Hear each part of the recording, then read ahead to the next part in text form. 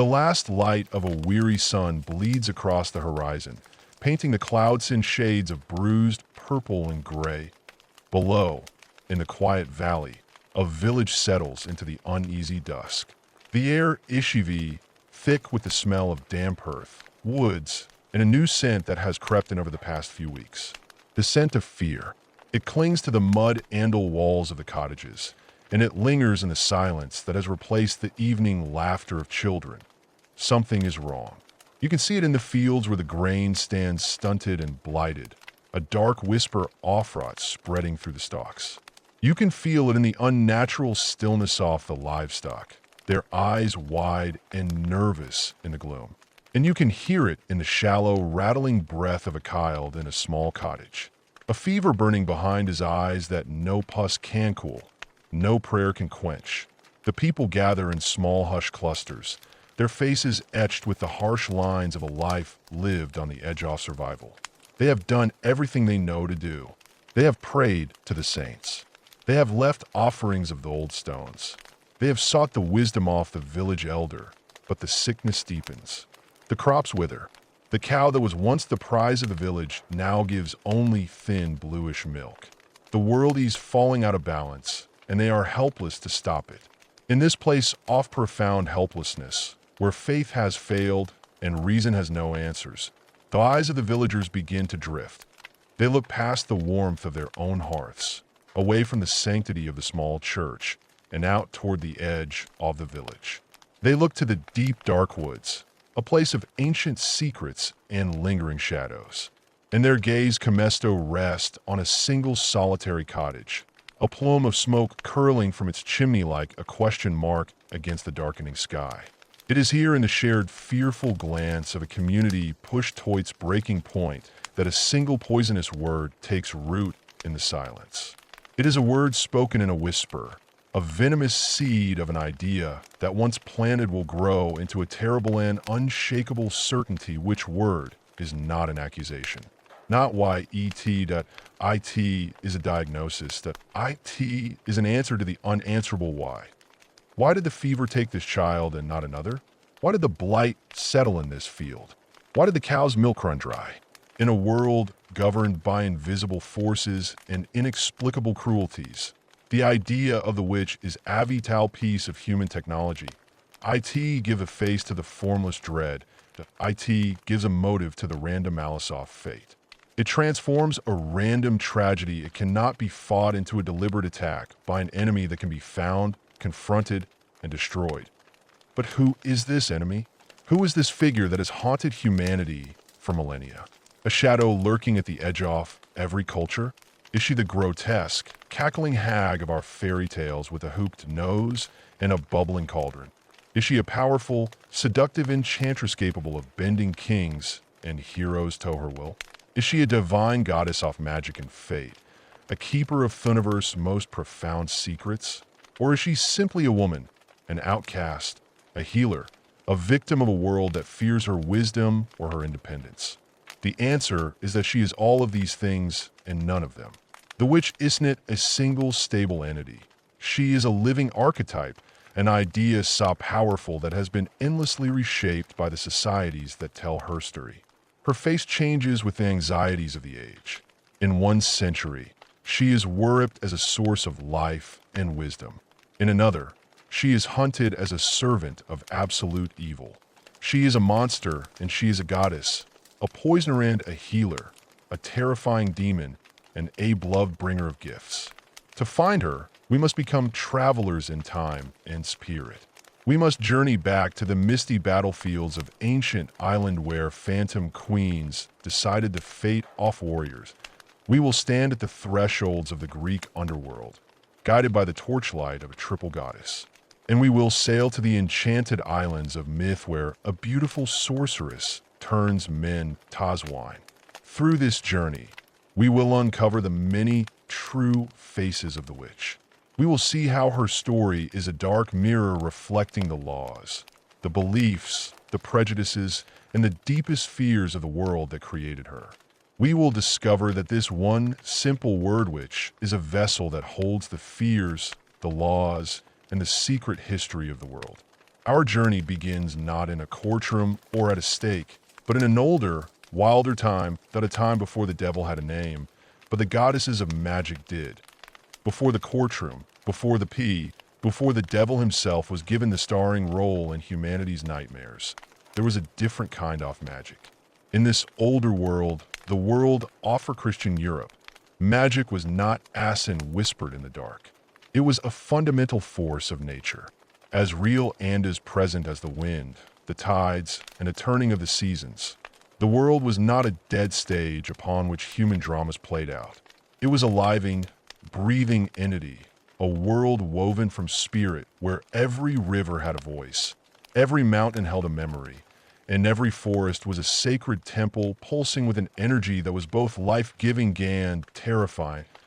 In this animistic cosmos, the most potent and mysterious powers were often personified as female. These were not the cackling hags off later folklore, but great and terrible goddesses, primal beings who held dominion over the most profound mysteries of existence: birth and death, fate and prophecy, the untamed wilderness, and the secret knowledge of the earth. They were not good or evil in any simple sense. They were forces of balance, embodying both the nurturing compassion of Amethyr and the indifferent cruelty of a winter storm. They were the original keepers of magic, the mistresses of the veil between worlds. And it is from the faded memories oft here worshipped, from the distorted echoes of their power, that the first true face-off the witch begins to emerge to yo find her. We must travel to places where the boundaries are thinnest, to a lonely crossroads at midnight, where a choice can alter a life forever. Here, in the dead of the Grecian night, under a sliver of a moon that offers no comfort, we meet the first of these primordial powers. Her name is Hecate. She appears not as one, but as three. A triple-formed goddess standing back to back, her gaze fixed on all possible paths at once. In her hands, she holds the symbols of her domain, twin torches that cast an eerie dancing light, not to banish the darkness, but to illuminate its secrets and a set of keys. For she's the gatekeeper, the one who can unlock the hidden paths between the world of the living and the shadowy realm of the dead.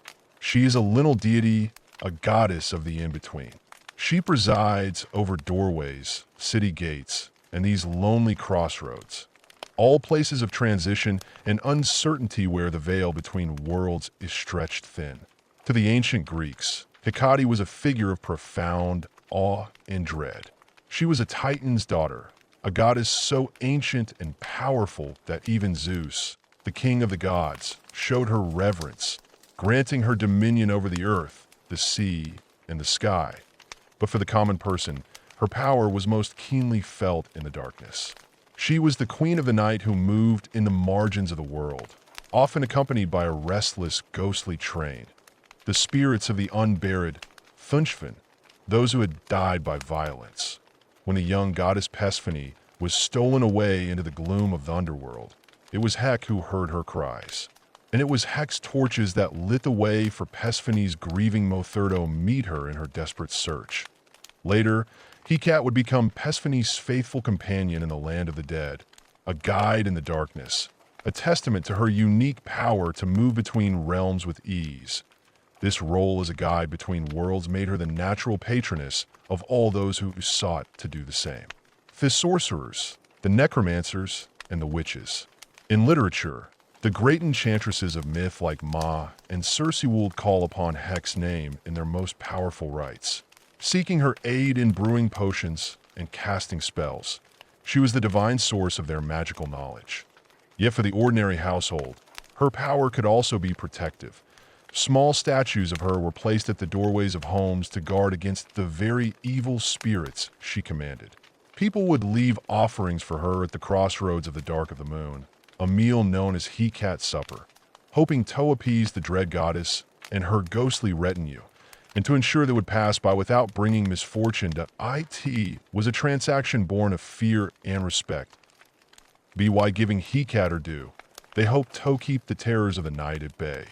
Hecate then is our first glimpse of the witch as a divine being. She is not a malevolent monster to be hunted, but a fundamental cosmic power to be understood and respected. She is the keeper of the darkness, the guardian of its mysteries, and the chilling reminder that some forces are not meant to be controlled, only navigated with caution and care. From the quiet, magical thresholds of Greece, our journey takes us north to the windswept, blood-soaked shores of ancient Ireland. Here, in the world of Celtic myth, the divine feminine takes on a far more martial and terrifying form. She is not a silent guide in the darkness, but the screaming fury of the battle itself.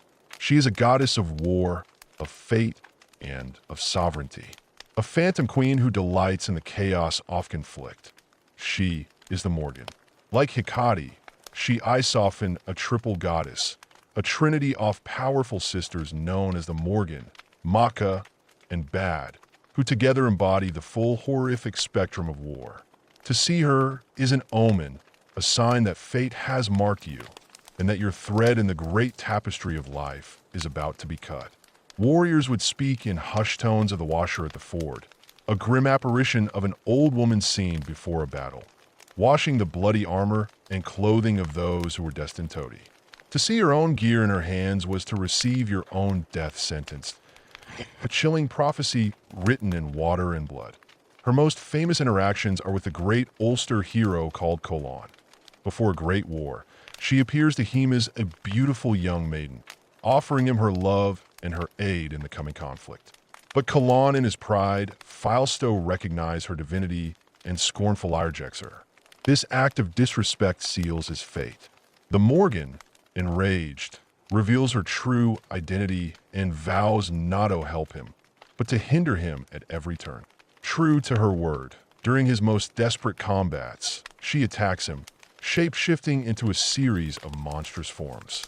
As a giant eel, she wraps herself around his legs in the river, trying to trip him. As a fierce wolf, she stampedes a herd of cattle towards him to trample him. And as a red hare, she leads the charge herself that in each instance. The hero manages to wound her, but the effort drains him of his strength. Her interference is not a simple act of vengeance. It is a test, a brutal trial to measure his worth. Yet her nature is mercurial. Later, Colin comes across an old crow knocking a cow, blind in one, and lame in one leg. The very wounds he inflicted upon her in her animal forms that he blesses her with a drink of milk, and with each blessing, one of her wounds is healed. In this moment, he inadvertently restores the goddess he once spurned. A subtle bond reforged between the warrior and the force of destiny itself. But her prophecy holds true. At his final battle, as he stands dying, Lashetto a stone so he can face his enemies on his feet, the Morrigan perches on his shoulder in the form of a great black crow. It is only then that his enemies know for certain that the mighty Kulani's dead. She's more than just a herald of doom. The Morrigan is the very embodiment of feline sovereignty. In Irish myth, Aiken could not rule without the blessing off the land which was personified as a goddess. She is the one who grants victory. She flies over the battlefield as a screeching crow, inspiring her chosen warriors with a divine battle frenzy and striking terror into the hearts of their foes. She is the wild, chaotic, and exhilarating terror of war itself, the force that can turn the tide of history. These primordial figures, Hecate and the Morrigan, are not witches in the way we have come to know them. They are ferelder, far grander. They are the divine architects of the archetype. They are goddesses of immense power whose domains are magic, mystery, and death. They teach us that before the witch was a heretic to be burned, she was a goddess to be feared and revered, a fundamental part of the cosmic order. But as the empires of antiquity rose, as the world became more ordered and patriarchal, these wild goddesses would be pushed to the margins, and their magic would become a thing not of awe, but of suspicion, and as the old gods of the crossroads and a battlefield receded into the mists of memory, their power did not vanish. It was fractured, demoted, and brought down to earth. In the rising empires of Greece and Rome, a new kind of world was being forged. A world of cities, off laws, of philosophy, and of a rigid social order. This was a world that prized reason over revelation, and the citizen overthought the length. In such a world, the old magic did not disappear, but became something different.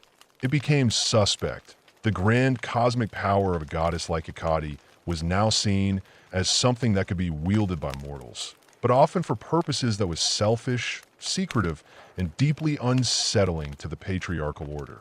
The witch was no longer a divine force to be worshipped, but a human practitioner to be wary of, a figure who operated outside the bounds of the proper family and the state. She was often a foreigner, an outsider whose knowledge of herbs and spirits was both alluring and dangerous. She was the enchantress, the sorceress, a figure off myth and tragedy, whose story served as a warning about the perils that lay beyond the shores of civilization and the dark passions that could erupt within the human heart. Our journey now takes us to a remote tempest-shrouded island called Aya, a place that exists on the very edge of the Greek imagination. Here in a stone hall surrounded by assault, watchful forest, a strange and unsettling peace reigns. Great wolves and lions, beasts that should be wild and ravenous, instead prowl the grounds like docile hounds, fawning at the feet of strangers with an unnerving, almost human intelligence into their eyes. This is the first sign that the laws of nature have been suspended. This is the domain of Circe. When the weary shipwrecked sailors of Odysseus' crew stumble upon her dwelling, they find not a monster, but a vision of divine beauty. Circe sits at her great loom, her voice a captivating melody that echoes through the quiet halls. She welcomes the men with a radiant smile and a disarming grace, laying out a lavish feast of cheese, barley, and honeyed wine. For the starving, desperate men, it is a miracle, a paradise found in the heart of a hostile sea. They gorge themselves, their caution dissolved by her hospitality and the intoxicating sweetness of the wine. They do not notice the subtle, knowing look in her eyes, nor do they see the slender wand she holds in her hand. As the last man drains his cup, she rises. With a flick off her wand and a murmured incantation, the paradise turns into a body horror nightmare. The men double over, groaning as a grotesque transformation seizes them. Their bodies shrink and twist. Their skin hardens and sprouts coarse bristles. Fingers warp and splay into cloven hooves, and their faces elongatinto snouts. Where proud Greek warriors once stood, a herd of terrified swine now scrambles and squeals on the floor. Circe laughs, a sound that is no longer beautiful, but chillingly indifferent. She herds her new pets into a sty and casually tosses them acorns. Her power absolute, her cruelty performed with the mundane ease of a farmer tending her livestock. This is her signature magic. She does not kill men. She unmasks them. She reveals the animal nature she believes is lurking just beneath the surface oft-here civility, be why succumbing to their greedy appetites at her table. They have proven themselves to be no better than pigs, and so pigs they become.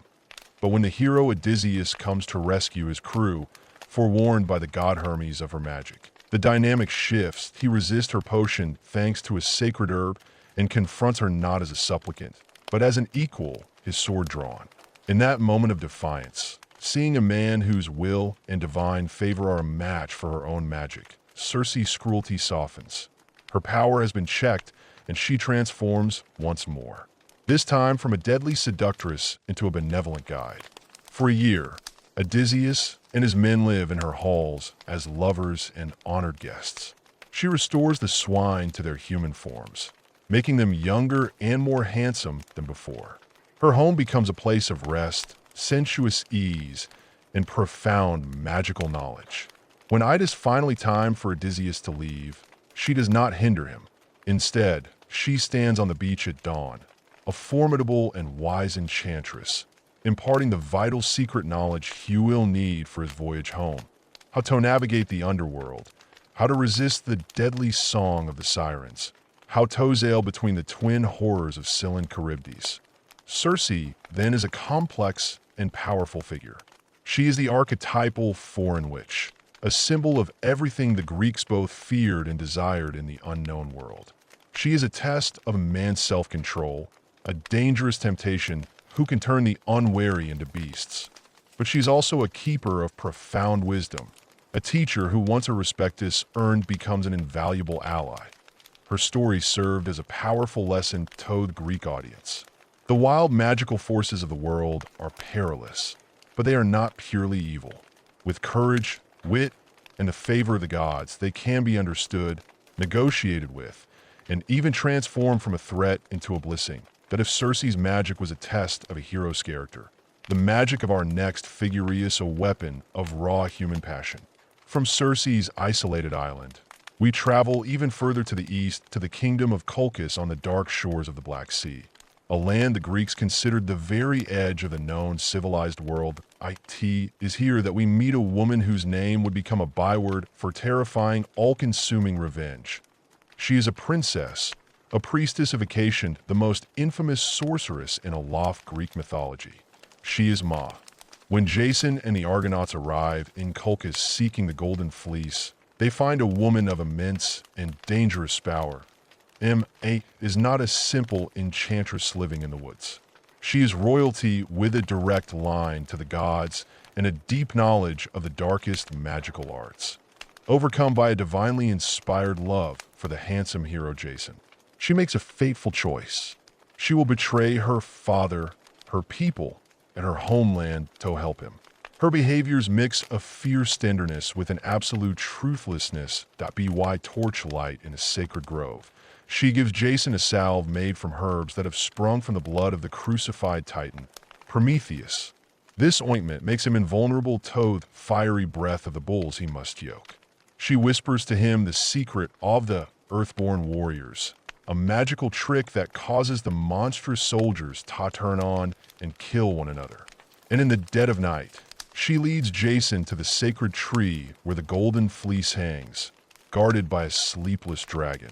With a softly sung enchantment and a spray of magical potions, she charms the great serpent to sleep, its massive coils going limp, allowing Jason to seize the prize.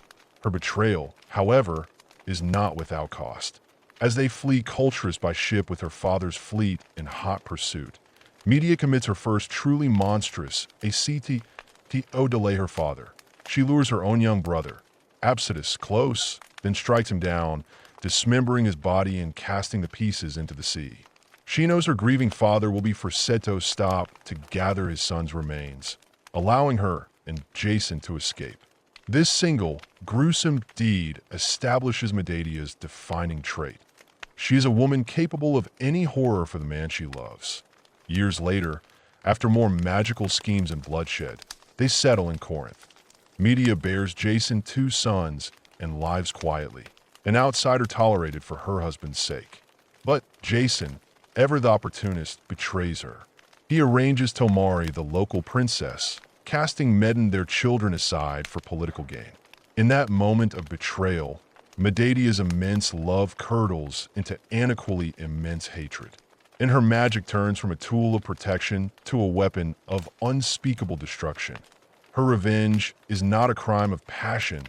It is a meticulously crafted masterpiece of cruelty. She feigns submission, sending the new bride a wedding gift, a beautiful golden robe and coronet secretly anointed with a lethal poison. When the princess joyfully dons the gift, it bursts into an invisible magical fire, consuming her flesh. Her father, the king, rushes to embrace her and is consumed by the same flames. But this is not enough for Medea. To inflict the deepest wound possible to destroy Jason's past, present, and future, she commits the ultimate act of maternal horror. Inside their home, as Jason pounds on the barred door, she takes the lives of their 2 young sons. When he finally breaks through, he finds her standing above him, not on the ground, but in a chariot drawn by dragons, sent by her grandfather, the sun god Helios. Cradling the bodies of her dead children, she refuses Jason, even the solace of their burial before flying away to sanctuary in Athens. Escaping mortal justice entirely, Medea's story is a profound cautionary tale. To the Greeks, she was the ultimate barbarian woman, passionate, disloyal to her own people, and possessed of a dark, terrifying power. She symbolized the destructive force of animotion, whether love or hate. Aloeto run unchecked. She is the witch as an agent of personal grievance whose magic is a direct extension of her own tormented heart. As the grand empires of the classical world crumbled, their gods and monsters did not die. They were scattered, retreating from the marble temples and epic poems into the smaller, more intimate spaces of the European landscape. They found new homes in the whispered stories told around a winter fire, in the folk beliefs of rural villages, and in the deep, dark forests that still covered much of the continent. In these places, the witch was not a distant figure of high mythology, a queen living in a fantastical island. She became something far more immediate and personal. She was a neighbor. She was a spirit in your house. She was a terrifying power that lived just beyond the last flickering lantern of the village in the untamed heart of the wilderness. This is the age of the folklore witch, a creature woven into the very fabric of daily life. She is a being of profound ambiguity, a source of both supernatural terror and hard-won wisdom, a test of character, and sometimes even a beloved, eccentric member of the holiday season. Find her. Our journey must leave the grand histories behind and venture down the muddy, winding paths of the old world to the hearths and forests of the common people. Our first stop is a place of profound and primal strangeness, a vast and ancient birch forest in the heart of the Slavic world. The trees here are so old and dense that the sunlight struggles to reach the forest floor, and the silence is so deep that it feels like a physical presence. The path you thought you were following has vanished. The familiar sounds of human life have faded away, replaced by the snap of a twig underfoot and the unsettling whisper of the wind in the branches. IT is in this place on the border between our world and another, a place where the normal rules of reality beg in a fray that you might find her domain, but you do not find her.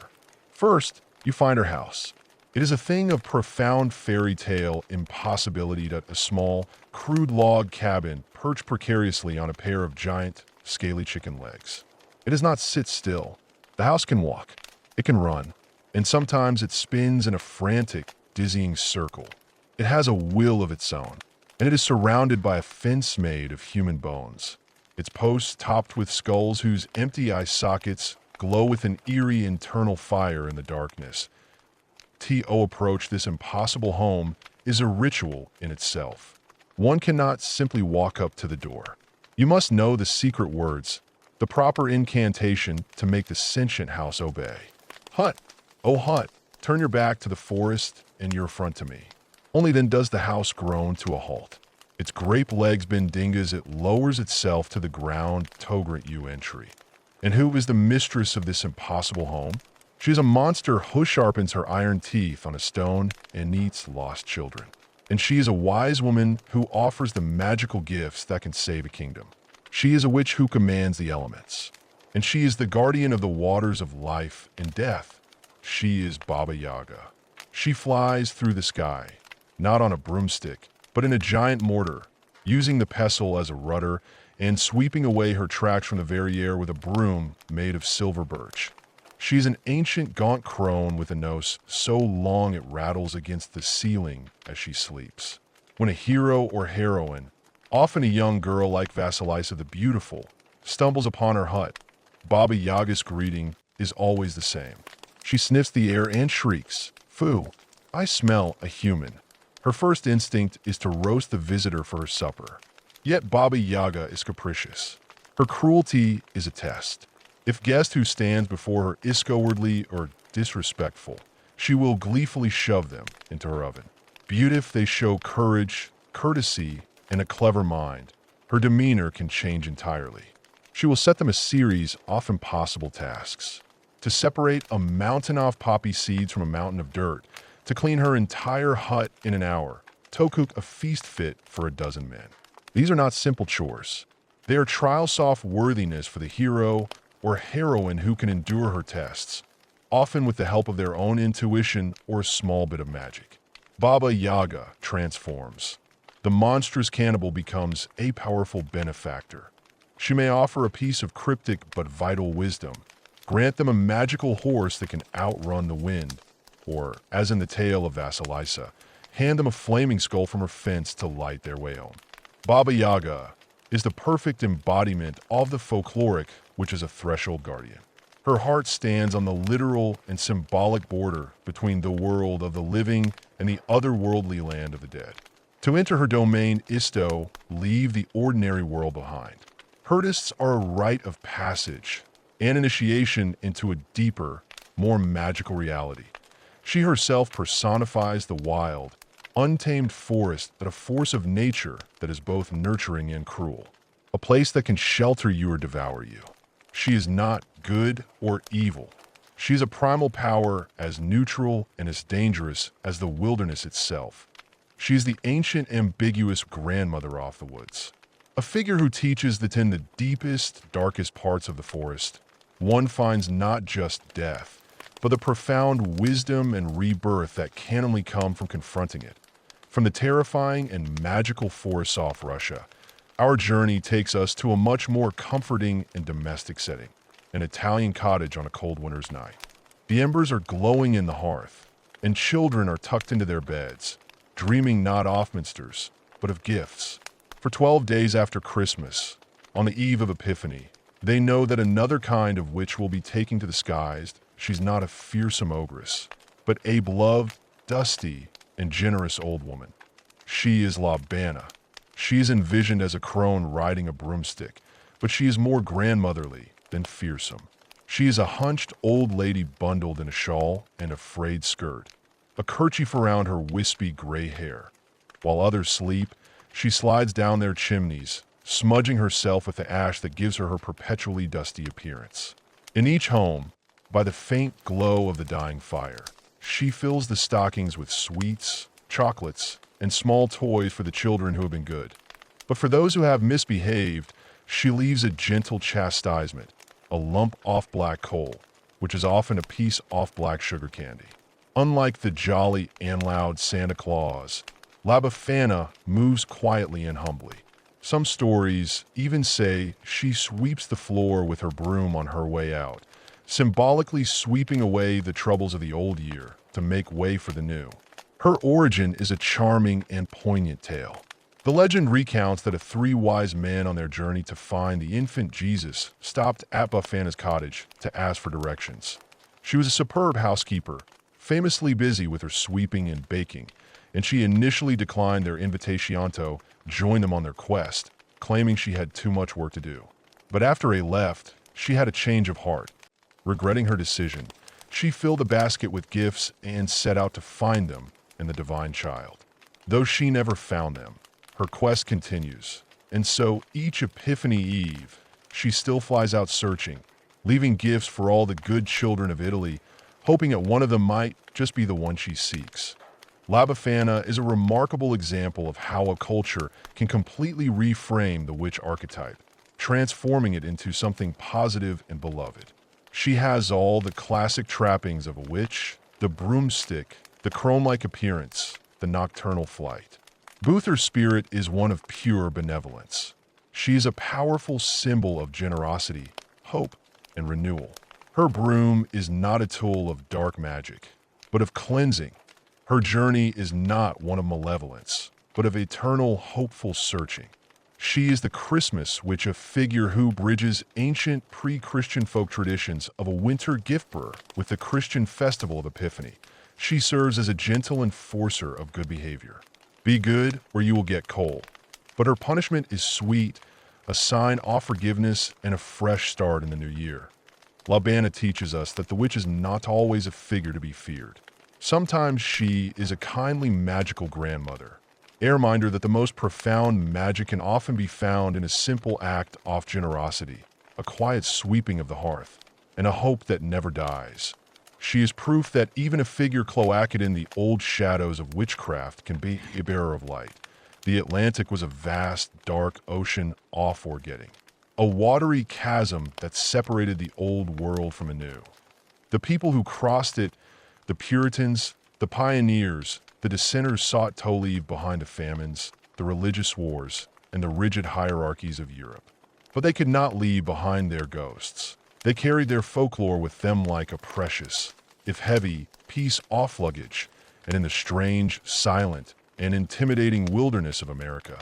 These old stories would mutate, taking in new and terrifying forms. The American landscape was a world of profound and anxious contrast. It was a land of deep, almost severe Christian piety, where the devil was aerial and present danger, and the hand of God was seen in every fortunate harvest stand, every sudden death. But it was also a land of immense, untamed nature. The deep, dark woods of the frontier were not the managed forests of Europe, filled with familiar spirits and ancient tales. This was a wilderness on an entirely different scale, a place of unnerving silence, of sudden brutal violence, and of a profound, soul-crushing isolation.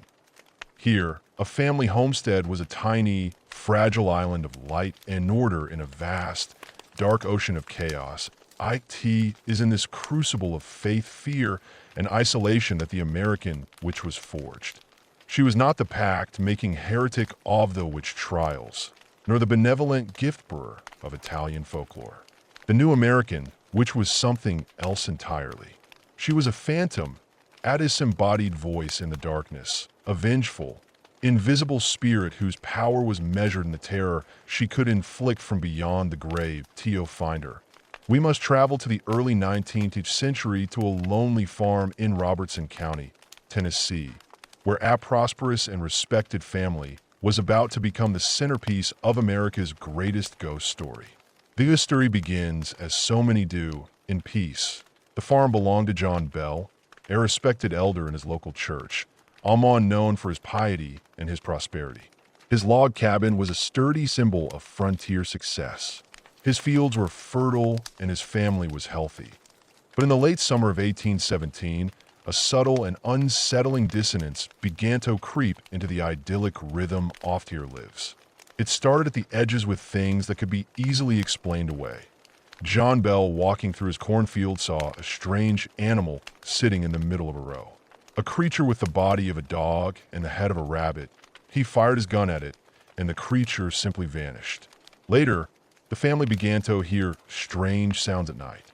Faint knocking and scraping noises on the outside walls of the cabin, as if a great bird was scratching at the logs. They were dismissed as the wind or a stray animal, but the sounds did not go away. They grew bolder. They moved inside. The faint knocking became a deafening pounding. The family would be startled awake by the sound of stones being dropped on the wooden floors, of chains being dragged through the rooms, of a dog gnawing violently on the bedposts, though no dog was there. The sanctuary of the home had been breached by an unseen intruder. The family was living under siege, and the terror was just beginning to escalate. Soon the invisible force began to interact with them physically. It became a malicious poltergeist. Night, the children would be jolted awake as their pillows were violently ripped from beneath their heads. The bed covers would be systematically pulled from their sleeping forms, leaving them shivering in the cold night air. Then came the slabs, the pinches, and the pulling of hair. The youngest daughter, Betsy, became the primary target of this physical torment. She would cry out in the darkness, her face showing the bright red mark of a spectral handprint, her body covered in welts and bruises from an attacker noon could see. The family was no longer just being haunted. They were being assaulted. Then the entity found its voice. It began as a series of faint disembodied whispers too low to be understood, like the sound of an old woman humming to herself. Over weeks, the whispers grew into a clear, strong, and articulate voice. It was a voice that was described by all who heard it as shrill, uncanny, and intelligent. And it was a voice that loved to talk. That It would sing hymns, quote, scripture, verse for verse, from two different sermons being preached miles apart simultaneously, and engage in complex theological debates with the visitors who now flocked to the Bell Farm to witness the growing wonder. The invisible entity was no longer a simple haunter. It was a personality, and when asked its name, it claimed to be the spirit of a local woman, Kate Batts, a neighbor with whom John Bell had a bitter dispute over a land deal. She declared that she had been cheated and she had returned to seek her revenge. The community now had a name for Theater Mentor. They called her the Bell Witch.